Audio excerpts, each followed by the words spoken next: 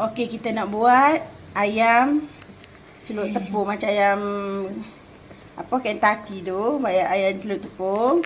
Buat sendiri lagi jimat, lagi sedap. Boleh makan banyak-banyak. Anak pun suka. Dia punya bahan dia. Okey, kita perap. Bang perap dan saya bagi tahu ni bahan untuk kita goreng nanti. So, lepas kita perap, kita celup dia dalam ni. Lepas tu kita goreng minyak yang panas. Dia punya bahan dia ni tepung beras, tepung gandum, garam, serbuk lada. Okay, celupkan bancuhan tadi dalam saluran tepung kering kita ni. Celupkan. Okay, masukkan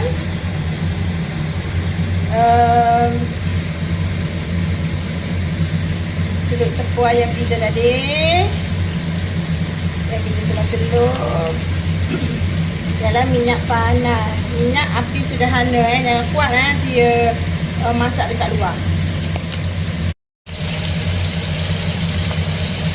Okey, masukkan lagi.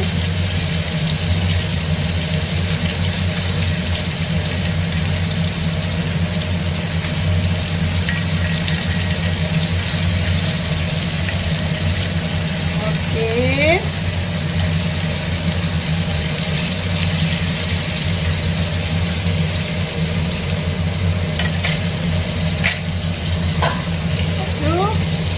tutup.